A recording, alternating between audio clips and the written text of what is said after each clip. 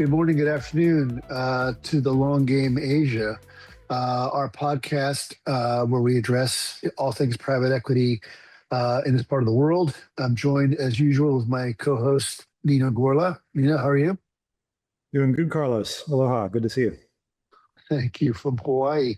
I'm here in my retreat in Bangkok, and today we're going to be talking about operating models. How GPs invest in, organize, source, deploy, all aspects of engaging with the operations, principally of the portfolio, but as we'll discuss, the value of ops, we believe, transcends really the entire arc of the investment from the earliest stages. So we'll get into that. We look forward to this topic, which I think we're both well positioned to opine on. So we'll try to keep it crisp and punchy as usual. You want to just kick us off with the agenda? Yeah. So as you were saying, Carlos, this is definitely a topic that's kind of back firmly in our wheelhouse. We had, I think, a good discussion with Shimizu-san where we branched out a little bit into the CFO thing. I think we've got a couple of exciting guests coming up in upcoming episodes where we're going to get into maybe some more, some broader aspects, things like, the deal side of the organizations and so on. But for this one, really kind of evaluating and sharing our opinions on ops teams, the different models, and how to think about deploying them in what sort of sequence for what types of GPs. We want to try and lay out a bit of that kind of playbook. So I think we'll start with kind of just an overall introduction. We'll talk about the ops function. Maybe we'll talk about how the ops function has been perceived, especially in Asia, how LPs think about the ops function, the role that ops plays, as part of the overall GP organization.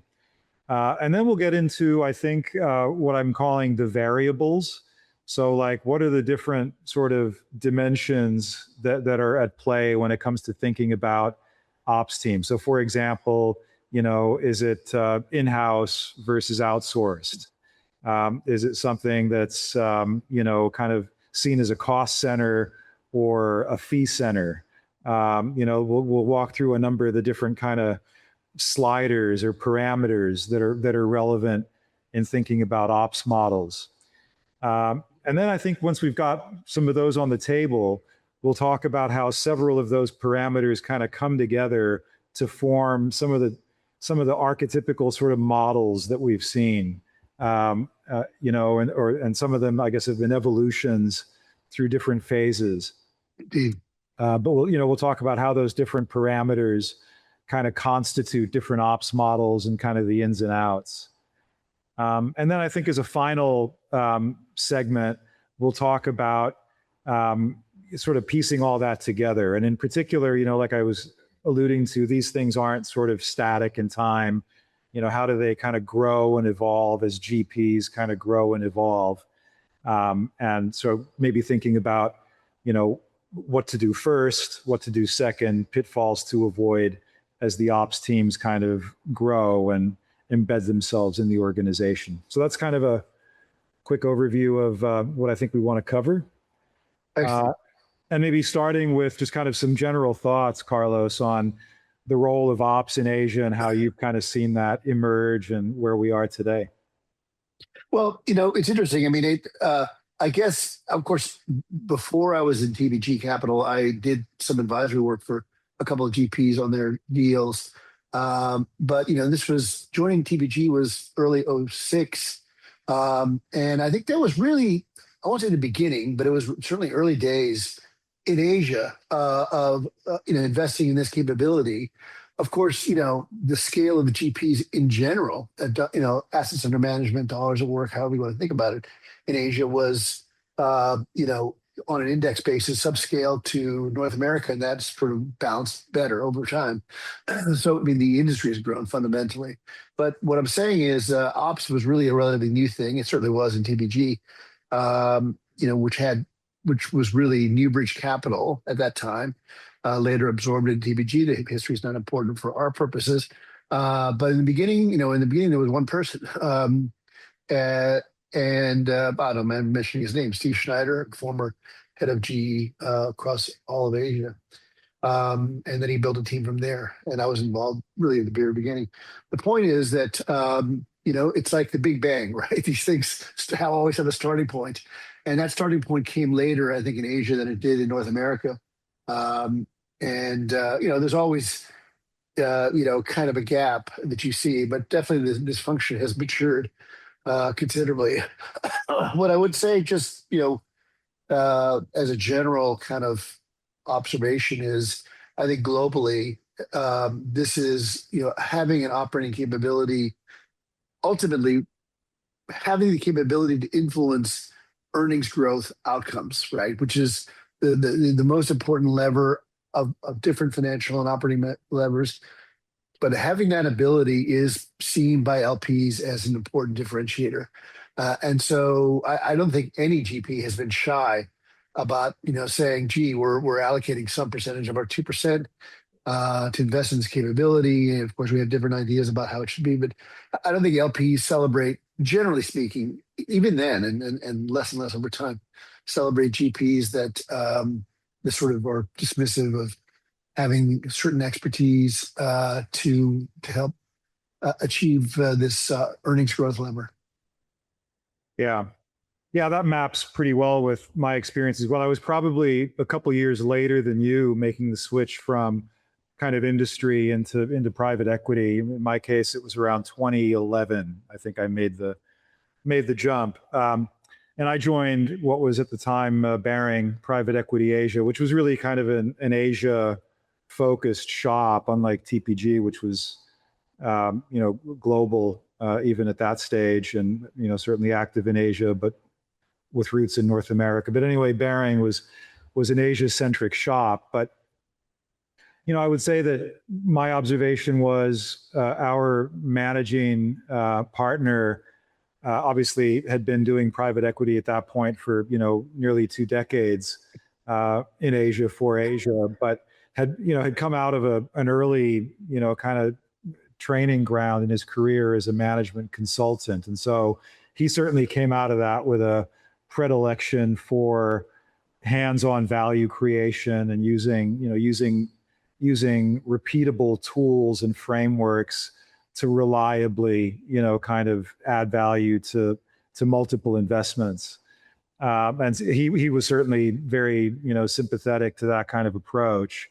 And then I think what happened was, to your point about LPs, I think, given that a lot of the LPs obviously are global, and I think they were very instrumental in kind of pushing the formalization of the ops agenda in Asia. And so I hadn't been with Baring for 6 months when we started working on a fundraise, and despite the fact that I was still working with a small team at that point to try and piece together what exactly ops was going to do, we were kind of put in a position of kind of explaining to LPs, what we were doing and how it fit with the program. So I think the LPs, even if in some cases they were kind of like almost a check the box exercise, do you have ops? Is it autonomous?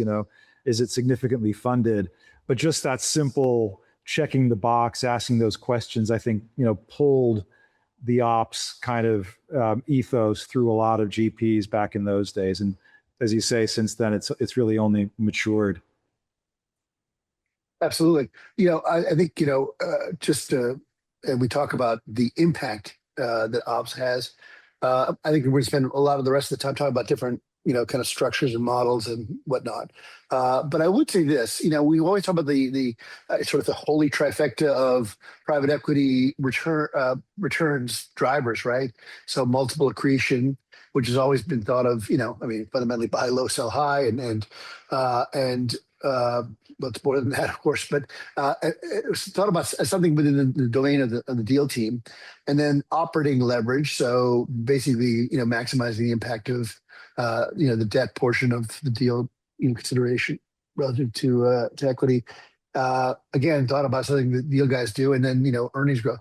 I would argue that actually the ops folks play a role in all three. I mean, for example, I've been involved in a couple of very strategic areas in the portfolio over the years. One is kind of redefining a business model, like how company goes to market, from, let's say, an analog to a digital, to have a very simple kind of example, or M&A. I've been involved in a number of bolt-on situations. I know you have too, where these are things that I think help to give that multiple, kind of lift, and are seen as such.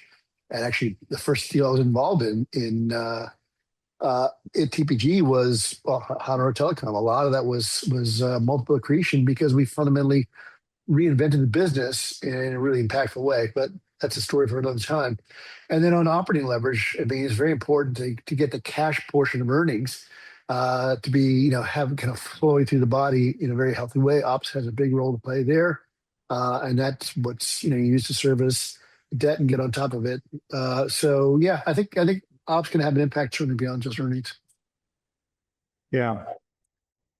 Yeah, I think there's, having said, and I think, as we've both kind of mentioned, I think there's generally now just recognized acceptance of the fact that ops does have a distinct role to play, that it's not really the case anymore in Asia, that sort of sourcing and buying cheap and whatever, that no longer kind of gets you all the way there. The space is just far too competitive. There just needs to be more juice baked in, at the deal formalization level around creating upside in order to be competitive. And so I think increasingly everybody's kind of on board with the general notion that it's not just a question of identifying and buying the right companies, it's a question of what you do with them. Having said that, there's all different manner of sort of ways to constitute this. And I think sort of shifting gears to that second topic now, let's talk about some of those variables or tension points or sliders. Sliders. Yeah, exactly. Like that. And I'll just throw a couple out there and just get your opinion. We can sort of talk about each one kind of briefly in turn. I mean, I think one of the things that's definitely, perennially discussed is to what extent should this capability be in-house versus outsourced, and kind of the tension between those two things. Why don't we start there? Yeah, well, this is, and this team will come up a couple of points, which is to say, I'll call the Big Bang, since I've been thinking a lot about the Big Bang lately. In the beginning, there's a model that does evolve, and the easiest thing to do in the very beginning, fund one with a GP, is to have a largely outsourced model. So I think that there's certainly what's the word I'm looking for? Not inertia, but over time, GPs mature. They have sequential funds. Portfolios don't go away for a couple of fund cycles. And there's just more and more complexity, maybe more geographies, more sectors they're involved in. And inevitably, there's a greater need to apply the fee, the management, the LP fee basis to operating capability. And by the way, that's an important part of the equation. Think about the snowball, right? In the beginning, first fund in the early days, these ops guys are not cheap, and you have to have you have to feed the pipeline, you have to get the deal sourcing going, and you have to have the basic infrastructure of the GP. But over time, you do have a kind of a snowball effect to as fee accumulates, that you can actually make those investments, and that you have to make those investments. So I guess the first thing I'd say is kind of begins at the beginning, but it evolves over time. Yeah, and I think that, as with probably all of these, I think the slider concept is really relevant, because I don't think I can't really think of a lot of compelling reasons to say that in any situation, regardless of how early you are in kind of development, like an entirely outsourced model is a good idea, because however many useful frameworks or experiences like a third-party consultancy, for instance, might have, at the end of the day, there needs to be some kind of connective tissue with the GP's strategy for the whole. And that's something that I think outsourcing is problematic. And on the other hand, regardless of how many decades and to what scale a GP has grown, resourcing this capability entirely in-house, is probably not the right solution either. So it's really a question of, kind of moving the slider along, as scale and demands on the capacity dictate. But it's going to be, I think, probably fine tuning the balance between the two. Yeah, to build on that, I think that it's funny because there's a kind of a first order bias that people think, oh, ops guys, this guys you should put into the portfolio.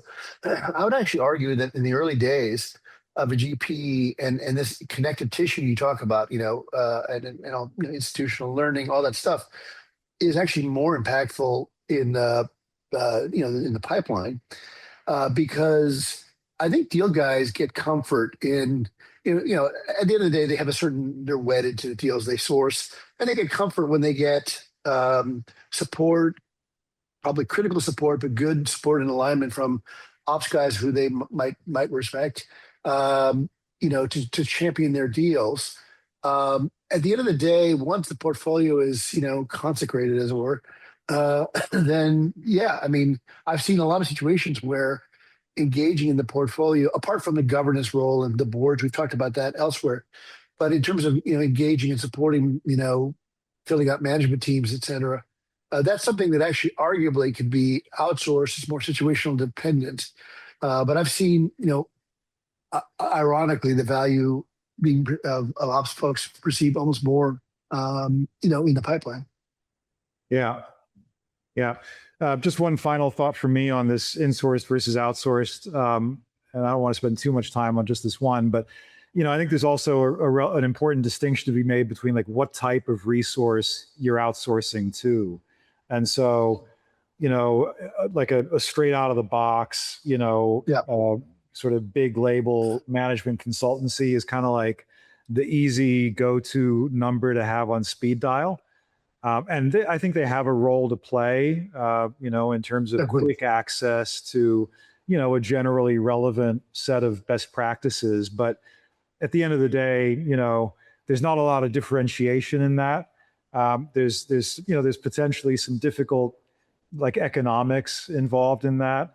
And at the end of the day, I think it is worthwhile, as we've talked about in other episodes, kind of building a bit more of a fit for purpose bench or network of advisory expertise that's a little bit more finely attuned, with the needs and the culture of the GP. But again, that's kind of that probably proceeds along a bit of a slider spectrum as well. Well, and just to, drive the fractal even further, because there's outsourcing, and we'll talk about, I know for sure, in this discussion that, there's the outsourcing. You mentioned the kind of the big name management consultancies who are invaluable in DD, in sort of dredging, a huge quantum of insight into the sector and the competitive dynamics, blah, blah, blah, a lot of macro stuff. That's very valuable. Probably increasingly being absorbed by AI, but that's another conversation. That's outsourcing. But so is outsourcing having a network of, retired, CEOs and senior folks out there that you pull in from time to time. So we'll come back to that theme as well. So anyway, let's move on to another one. Next. Yeah, let's move on to, here's another one. Autonomous versus integrated. I think that's a source of, any number of sort of late night conversations over drinks, a key source of tension. What's your take on that? Yeah, I mean, I think it's interesting because generally speaking, I think the kind of the common wisdom is the more integrated, the better. I can remember one of the early deals I was involved in with a certain GP. The underwriting had been done without a lot of input from ops, and I think the deal team did the underwriting, and we they had to do a lot of work to address that over time, which we did.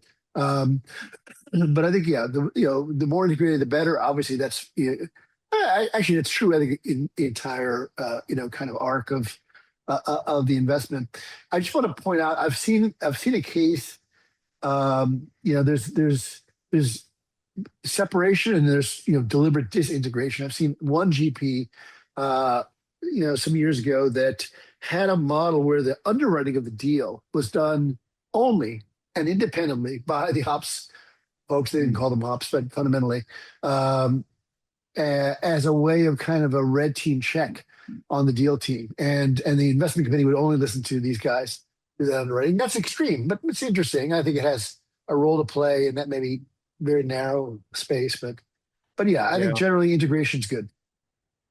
Yeah, no, I agree. I mean, at the end of the day, this needs to be a team effort. I think alignment in private equity execution, as with any aspect of any kind of business operation, is critical. And I think what the argument sometimes misses, and what I think is maybe the more important kind of foundational level, is I think it really is the role of like GP leadership, the few senior managing partners, to really set the tone in terms of, we are as an organization hungry for learning. We're open to contrary points of view. We celebrate contrary points of view. And whether that comes from, ops people who have a different perspective, whether it comes from junior deal people who, have a different perspective, having a culture that sort of promotes and celebrates and encourages that multiplicity of points of view to be transparently on the table, as the IC is making their decisions, or, key sort of checkpoints in the life of an investment are discussed, I think is the key. And to the extent that you can have that, I think integrating the organization into one team with aligned incentives, and mutually supporting, I think is the way to go. Yeah. I mean, I think one manifestation I've seen of that, which I think was absolutely brilliant, TBG certainly did this, and other GPs, and I highly celebrate it, is this, I always call it red team because I spent a lot of time in Japan, but basically a jury duty you would have every week. The investment committee was typically on Monday. And so like on the weekend, you'd be given an assignment of, could be one or more deals that by design you have zero involvement in and zero insight into, typically from another geography. And you, the ops person, would be given an assignment essentially to write a kind of a critique, and I remember, in the investment committee, they would like start with a Q&A associated with issues raised by the jury. That's a great practice, I think, and good example of integration. Yeah. There's other things like that I think kind of inspired by the same notion. So that, for instance, having, sector experts, say like in a large kind of more diffuse global GP, you've probably got, sector experts, a couple globally, maybe in a couple of different regions, and having somebody from a different region with that same sort of sector, background, sitting in and providing that kind of, deliberately contrarian view or something. I think all those kinds of things that can be done to kind of avoid, sort of the bias that creeps in are useful, but not sort of overly, calcifying those structures. These should be informal structures, I guess. Yeah, but you're absolutely right. It comes from, the tone at the top or the direction set by, typically the senior GP founders to celebrate that kind of critical view. That's everything. Yeah. So slider 3, let's do generalist versus specialist. Well, in the beginning, it was one of these evolving. It's actually related to the in-house versus outsourced, in the sense that, in theory, if you had an entirely outsourced model, let's say you have a advisor network, imagine that, right? Where you have this kind of, vast, galaxy of folks who come from industry who are not dedicated resources. You can achieve a, perfect level of specialization, both along sector and or functional lines. You could never have that all in-house, i.e. full-time, eating into the 2%. You also create this, you have to be careful, with in general, the in-house resources to avoid what I call the square peg in the round hole problem, or the busybodies, right? The guys who are so specialized that, and then they may have a pocket of utilization, gap, and then they get assigned to something they're just not qualified to address. I mean, so there is virtue in generalists who have more play, but there's a very subtle and rich debate. So I want to hear kind of all aspects of it. Please, I know you have some thoughts on this. Yeah, well, I think one of the things that informs what the right position on the slider this should be for any given GP is, to what extent has the GP really kind of oriented its program around, say, a given industry or a few sort of target industries, or to what extent, say, if I think back to my earlier days, anyway, back in Asia, it was a bit more of a geographically focused, less of a sector specific strategy. I think in that latter, I think the role of generalists is obviously, much more valuable. You need people who are, much more flexible, sort of switch hitters. Whereas if you're, say, like, not to, well, I guess the one name that often comes up when talking about this is somebody like Vista, who have a very, fairly specifically defined set of industries that they're going to go after. That allows them, I think, to recruit and build their team around it's kind of a more precisely targeted set of capabilities. So I think that's a key consideration. Yeah, for them, the generalists are the specialists or something like that. The only other thing I had to add is think about the impact and the perception of the portfolio company. The generalists have certain, in TPG, we very much began this way by design. The first, say, four of us were chosen as generalists. That evolved over time. But the point I want to make is that, on the one hand, and if you have the right EQ skills as an operator, you engage. First of all, you have to be perceived as a peer of the CEO that they can respect. Yeah. But at the same time, not scare the CEO and overwhelm them. And I've seen that happen, which is not good. On the other hand, on the specialist extreme of the slider, on the one hand, for portfolio companies that have some weak function, let's say IT, that can be actually supplemented, as an interim executive solution and go recruit a permanent solution. But, for maybe a more mature organization, there's a risk that all these specialists everything is shadowed by the GP vis-a-vis the portfolio, and that can rub the wrong way as well. So something to be conscious of. Yeah. One more that's maybe can be a bit provocative, but I think it's an important, sort of element to kind of put some parameters around is what to do with the cost. Is it, to what extent do you expect the ops team to be some kind of like a self-funding part of the organization? Is it a profit or revenue, sort of management sort of fee source for the GP? To what extent is it a cost center that is kind of encompassed by the management fee, and all the attendant, discussions around accountability and how to performance manage ops, and how to hold it accountable. What's your thought on how to think about the cost? Yeah, well, I mean, typically, in most models, between some portion of the 2%, fee for LPs and what is increasingly a standard, which is essentially taxing the portfolio company with a management fee, ultimately pays for the GP.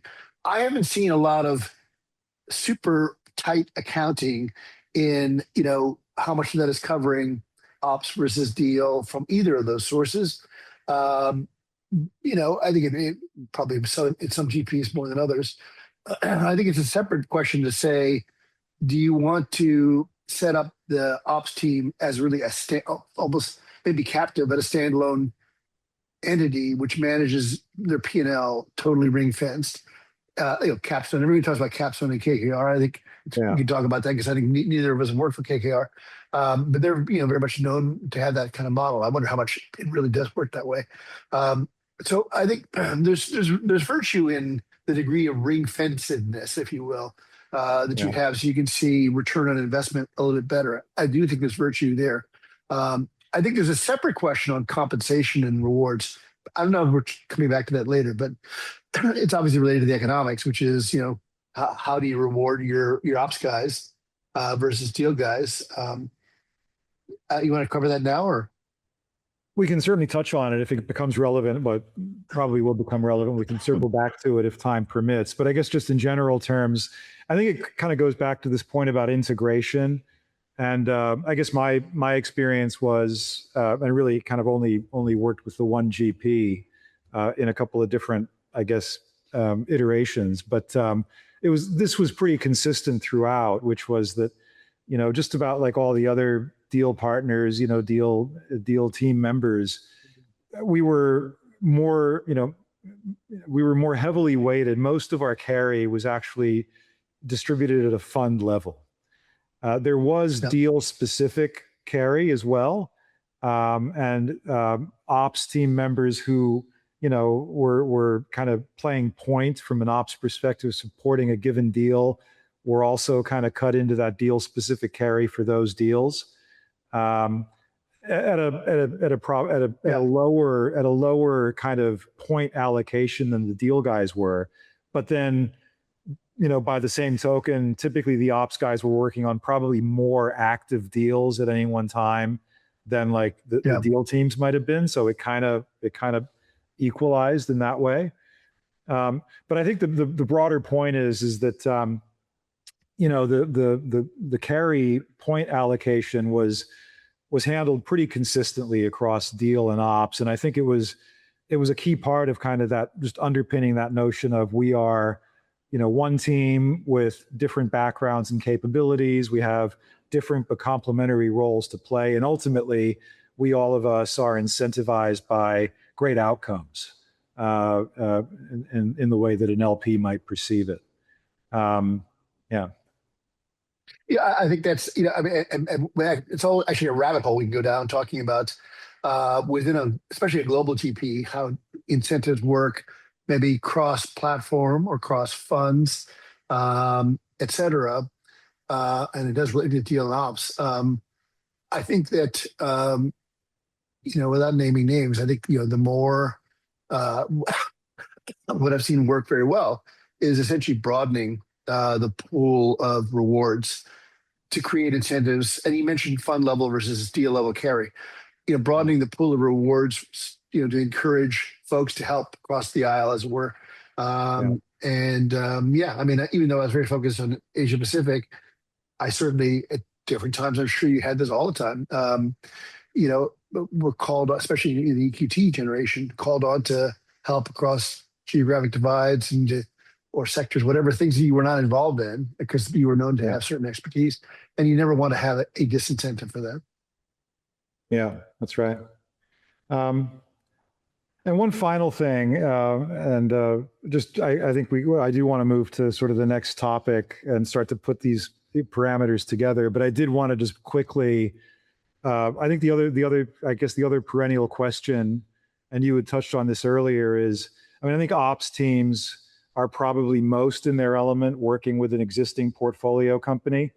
But the question is, I always kind of struggled a little bit with, to what extent does it make sense for ops to get involved at various stages of the pre-signing, like pipeline, different stages of the pipeline, kind of high conviction, close to signing, to what extent does ops have a role to play, kind of across the whole deal life cycle? Yeah, I think on that early stage stuff, there's some very specific, I think, let's say skills. What does Liam needs to say about that? Very specialized set of skills. You're a fan, I've noticed. That's like the second or third time which has come up. It's a simple formula, but so among the highly specific set of skills that we bring related to deals, I think there's probably three things. One is, because there's simply going to be from the portfolio company, here's management projections, and the deal team will have their first, kind of haircut at that. And I think that, having spent our lives, in operating companies, and seeing how P&Ls get built up and the impact on balance sheets and managing all that. I think that we can call bullshit on numbers pretty as well as anybody, having seen things that are overly optimistic. I think another area is think about business models. I mean, everybody in selling a deal tries to kind of encapsulate in using heuristics and labels, describe what the company's about, what its business model, how it fits competitively within the industry. And I think there's a lot of theory about that, a lot of shorthand that could be, that we can help strip away.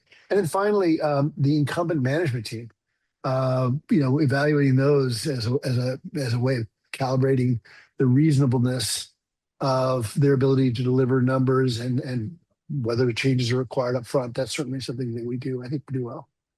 Yeah. Yeah, no, there's no question. I think that, ops people with these types of backgrounds can be quite useful, and should be deployed in those closing situations.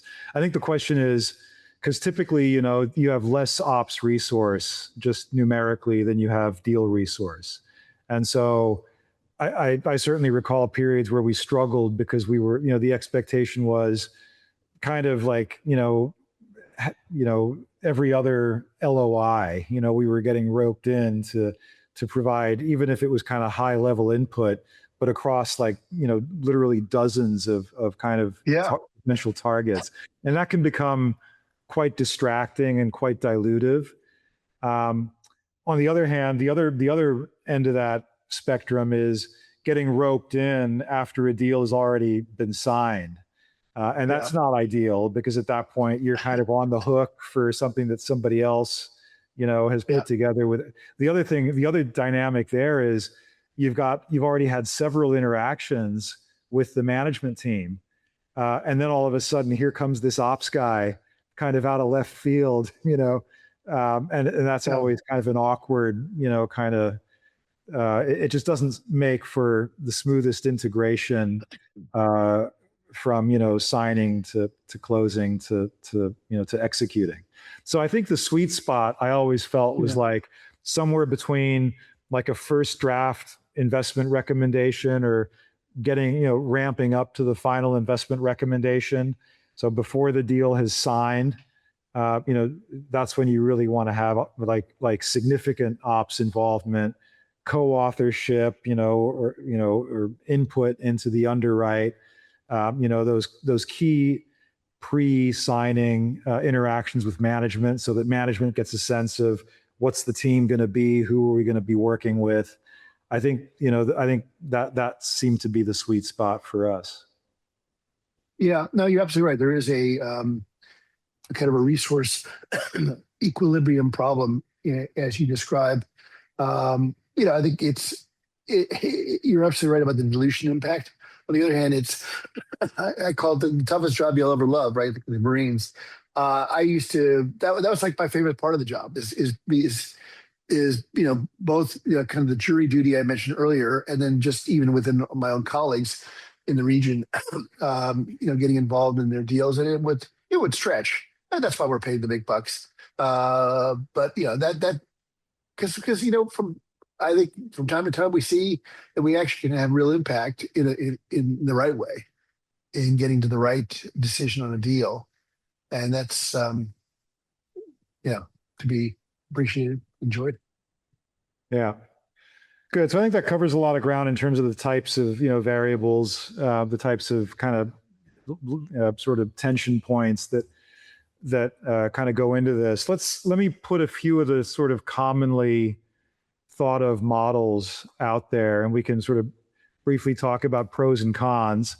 Obviously, these don't exist kind of in a static state, and so we'll go through these kind of quickly, and then I want to leave a little bit more time at the end for us to talk about like an evolution roadmap that kind of maybe makes sense. But to look at these kind of like in aspic, kind of like as models. You mentioned like the capstone model that everybody references, kind of that in-house consultancy. And now neither of us worked for KKR. I think we've had some encounters in various ways with them, but that's one that's definitely out there as a model. Pros and cons, what do you think? Well, I mean, it's worked for Capstone, for KKR. They've had that model a long time. I think, and actually, there was actually another. I won't mention the name, a GP that I actually was almost hired into. Um, that had these are the guys who had this, kind of special cloister of underwriters within the ops team as like an independent, and actually they were set up. That group was set up as a kind of a sub brand, captive but yet separate. I think that in principle, again, I have not really been on the inside in that model. In principle, there's a certain virtue in having extreme accountability, as a kind of an outside service provider. And also, even further, when you have those folks competing against non-captive third-party folks, could be consultancies, whatnot. There's a certain virtue in that competitive tension. On the other hand, net, I think a lot of what we've been mentioning already about the importance of integration along the whole arc of the investment suggests that, separation, apartheid is never a good thing. Yeah. How do you feel? Yeah, no, I mean, I think I certainly echo, won't repeat, I think your explanation of the potential positives. I have a fairly colored view of this because my boss previously at EQT, previously Baring, the guy who set up the ops function, named Mike Sursock, he had actually joined Baring, having previously been running Capstone in Asia Pacific. And he had sort of 2 or 3 years doing that. And he came out of that experience, I think, definitely fully apprised of both the pros and cons, but very, kind of fixated on this notion that, what he wanted to do, given the opportunity to start with a blank sheet of paper, was to very much pursue a more integrated model, a kind of a leaner model in terms of not necessarily quite so many bodies running around, kind of getting in and amongst the weeds with management. I think he found that kind of disruptive, for reasons that we can imagine. So he very much kind of had that bias, and that's certainly, I've heard any number of stories about, why that was on balance, I guess, something to be avoided. The other issue, back to the point about kind of the cost thing, is that, they had very much like a, you got to sing for your supper kind of model. And what that resulted in practical terms, the way I heard him describe it was, the Capstone guys were always trying to kind of isolate how much value was created by this specific initiative. And like, to what extent would management have done some of this value creation if we hadn't been involved? And so it became very esoteric and frankly, very resource intensive, just trying to kind of run the numbers, for what was ultimately a pretty kind of a pointless exercise. So I don't want to come across as too negative, but anyway, that's kind of the bias that I came away with. Collecting your various service medals on your uniform, starts for the Boy Scouts and ends in Capstone. No, we're not picking on Capstone. I have enormous respect for KKR in general, and have tons of friends who've come and gone. But yeah, that's their culture, and a couple others like that. But it seems to be more in the minority, that approach. Yeah. In contrast, I guess there's what I'm calling the in-house ops partners sort of model, and I guess what I mean by that, and this is very much the model that I would sort of categorize where Baring was, where I think EQT is now, and it was the idea was a fewer number of notionally more senior people, kind of generalists with complementary functional spikes, and kind of like one of these people kind of per key geography or key sort of pillar of the investment platform. And that was kind of the model that I would loosely sort of say was what described where Baring was. Anyway, your thoughts on, is that, first of all, did I describe the model correctly, and your thoughts on that? Yeah, it's. I mean, this is a subject near and dear to my heart because really when I joined, private equity in earnest. Again, I had done some advisory before that. But, working with TPG, that was very much, you described the model, and it was, kind of the few, the proud, to keep it various metaphors, the few, the proud, the Marines, right? We were few in number, generally more generalists, more senior people with may have had some consulting experience, but were seen as more operators, et cetera. But by the way, we always had certain additional, naturally, with our long careers in business, specialization that could be also brought to bear in some more narrow ways. But yeah, I think it's that model. I see the wisdom of it, especially because, and this maybe segues to the next model. It should be. I don't think it's binary because those kind of core group of generalists and operating partner types can be supplemented with a constellation of folks out there. Sometimes that constellation operates only unto itself. But yeah, I mean, I think the guys, the industry advisory model in EQT, which is quite an interesting diversity of folks. I think. Well, let's talk about that. So, and I think it's important to point out at this point that these models are not mutually exclusive necessarily, and so, but there is that other potential either standalone or extension of the model, which is like a network of industry experts, of executive expertise that can serve in either advisory or as a source for potential executive talent. I think as I kind of lay it out, I'm thinking there's actually a lot of kind of symbiosis between those two models, and it seems like you kind of saw the same. Yeah, I mean, I love it. I mean, in fact, we'll come back maybe at the very end to our respective perceptions of the secret formula. But yeah, I think there's, at the end of the day, the world is full of fractals, right? There is virtue in bringing an industry and or functional specialization, and you can never have everything you need in-house, and it gets expensive anyway. And you also have the square peg round hole problem. So I think having a small, kind of core group of generalists supplemented by this, galaxy of stars out there orbiting in their own, spaces. That I think is a really formula that works. Yeah. The other thing that I think about, in terms of the advisor network, let's call it, as kind of like a purely standalone model without, kind of interacting with that kind of in-house generalists kind of function.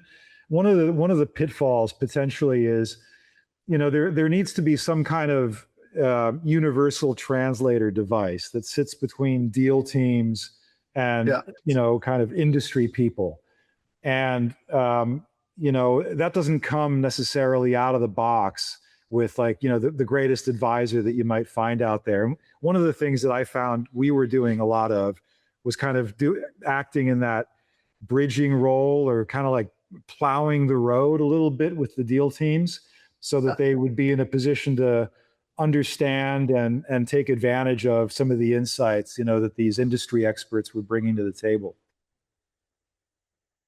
Yeah, I think, yeah, exactly. I think having that kind of, cluster of advisors, sort of unsupervised, just spinning on their own, does complicate how they can be most effective and engaged. So, yeah, I think it's a nice balance. And it seems like when we think about these different models, the last one that comes to mind is, in the beginning, right?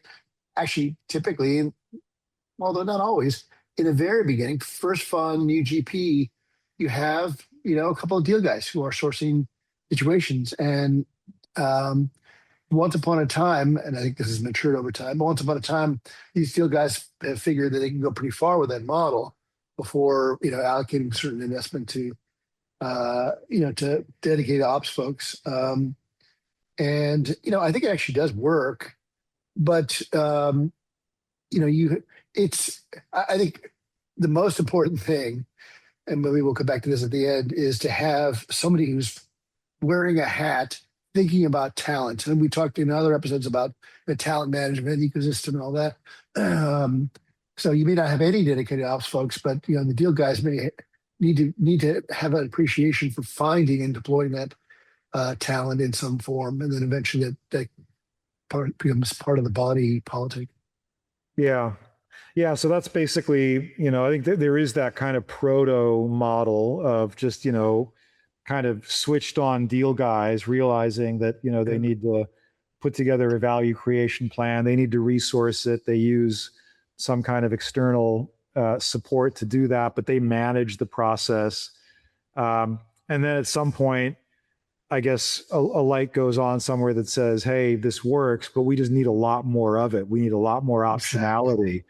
And so I think we're now making this transition to the final point of our conversation is there's that job number one in the formal ops function I've heard you advocate for, and I'm a convert. I think that number one role should be kind of the head of the talent network, for all the reasons that you've laid out just now and before. Yeah, no, I'm a big believer, and I've spent a lot of time, after I left TBG, working with different GPs, and some of them just, exchanging ideas, and most of these were small to mid-size, maybe on their second fund, just thinking about these design questions, and always telling them, go, get one guy, start with a very generalist, very senior guy, but he spent his life or her life. Knowing what great is when it comes to CEOs and CFOs in particular, and other commercial leaders, et cetera, and not just having that calibration skill, but also having a network.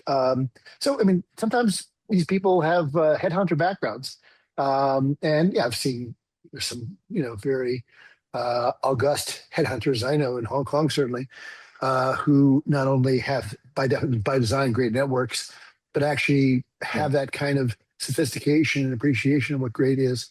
It's a good place to start. So I'm a firm believer, start with talent management because you'll never have everything you need in-house. Yeah. Yeah, I think, and so once that's in place, and I think we did a whole dedicated episode on building the talent network, check that out. Maybe we'll put a link or something down below. Yes. As a next evolution of that, I would go to the video over here. We'll put it. There you go. I'll get our team to we're figuring this YouTube thing out. It'll be somewhere. That's a trick I haven't figured out. Go ahead. I'm sorry, Nino. Yeah, so I was going to propose then step two, play number two would be, okay, so you've got a constellation of talent, that's kind of interacting with the deal teams. But this is where I think that generalist sort of CEO whisperer, kind of persona really becomes necessary, because regardless of how great, the HR kind of headhunter kind of person you find who has the network, et cetera, no matter how good that person is, you want somebody sitting across from, CEOs, able to sort of really be perceived as a peer and really be able to kind of develop and promote and then oversee the implementation of kind of a consistent playbook for value creation across a succession of deals. And over time, build a track record with the deal teams, with the IC, with the portfolio of, look, we've got this cookbook, here's what we do, to kind of align a plan, to put in place metrics, to put in place the right governance, et cetera. Again, I think there was another episode that we talked about all that stuff. And you want, sort of CEO peer level people to be able to not just talk to that and champion it, but to really kind of, in kind of full contact sort of way, engage with portfolio CEOs, with deal teams, with boards, to really make all that stuff happen. And that is a full-time job at any given deal that's just getting off the ground to put that in place. Yeah, what you just described, unlike in the beginning, the one talent ecosystem manager, what you just described isn't one person, because that one person can be damn busy. but it's not 35 people either. It's that small handful that I kind of Yeah. grew up with in the beginning. That those people have all that right stuff, Yeah. and that works for a time until things evolve even further. Shall we talk Yeah. about how things can evolve? Well, I think so one of the things that I think at that point becomes relevant, kind of once the playbook has been kind of defined and is accepted, understood by, and accepted by the deal teams, by the various committees, et cetera. At that point, I think it makes sense to think about accelerants to value creation. And I think, whilst there's a lot of mileage that can be gotten out of properly aligning with CEOs and then kind of orienting management teams and portfolio organizations to unlocking value, there's times where I think just kind of, because time is just so critical. So accelerants to that process is pretty important. And it seems to me like even in the most industry agnostic sort of generalist GP, seems to me there were always like the 3 or 4 repeat sort of themes that you just go back to, you ring it like a bell, and every time you ring it, kind of cash drops out, working capital, supply chain optimization, incentive structures that, kind of tie plans with organizational, sort of attention. There's these repeat functional areas where having, like just a crackerjack working capital person that you can drop into a portfolio company for 4 weeks and really just kind of, copy paste like best practice, I think is something really worth considering at that sort of more advanced stage of evolution.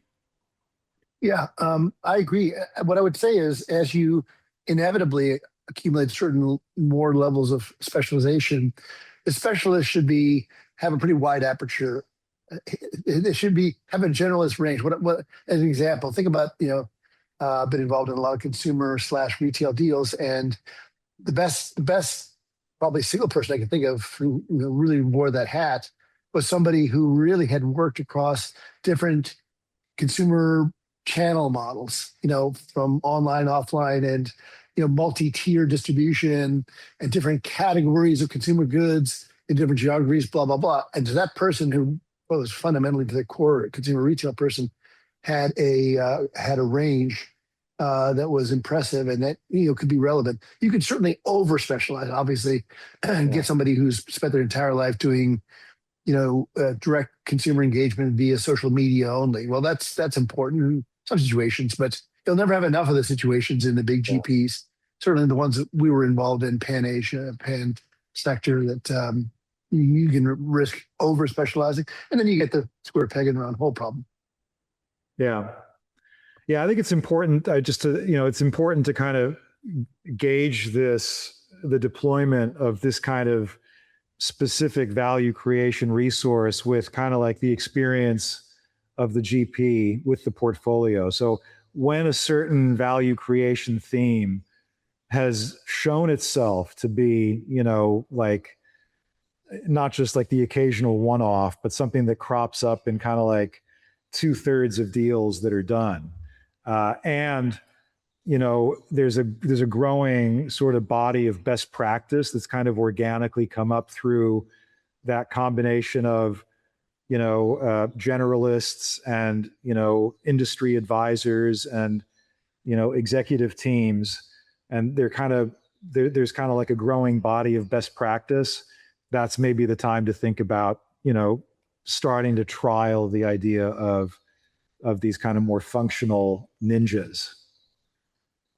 Exactly. The guy who's hit the hammer on the right kind of object enough times that you can count on them to deliver each time.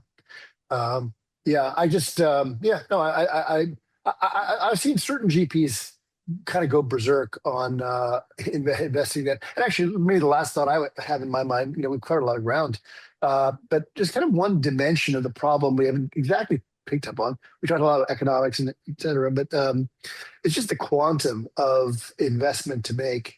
in whatever model, right? And whatever color of money, whether coming from the portfolio or from LPs, how much to invest in this kind of capability. And actually, I don't think there's a formula.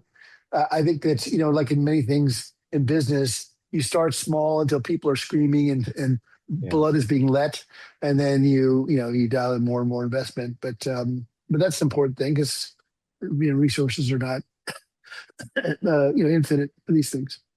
Yeah. Well, I certainly like the idea of always being capacity constrained.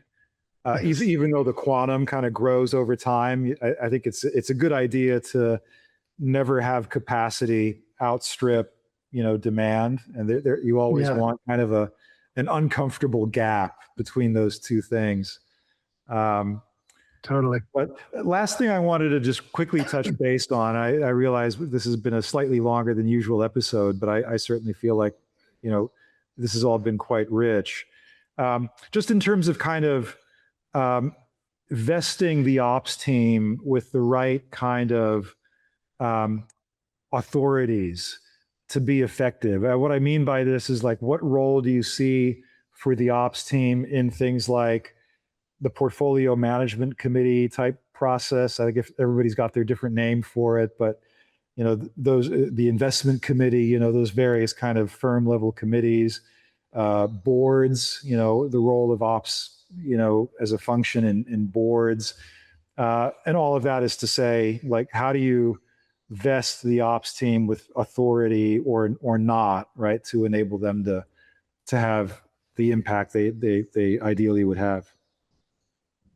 Yeah, I mean, look, I think I'm not sure I have the right answer. What I would say is, uh, since we seem to both embrace the idea of directional, more integrations better than less integration between deal and ops, and more alignment and more commonality of their compensation and their positioning, blah blah blah, the less this becomes an important Mm. question. Um, but I think just the institutions set up like a portfolio management committee, and reviews at a certain interval, or let's say the role that ops could play in evaluating new deals, either in the red team capacity, supporting underwriting, also as a channel. We haven't talked about a lot of communication with LPs, like an investor relations role. Very often the Yeah. LPs want to hear from ops folks. So these are all, I mean, again, there's many different roles, but I don't think about it so much in terms of authority, Mm. having the keys to the retail shop concept. If you have good, tight integration and mutual respect. Yeah. Maybe I'm just too simple about that.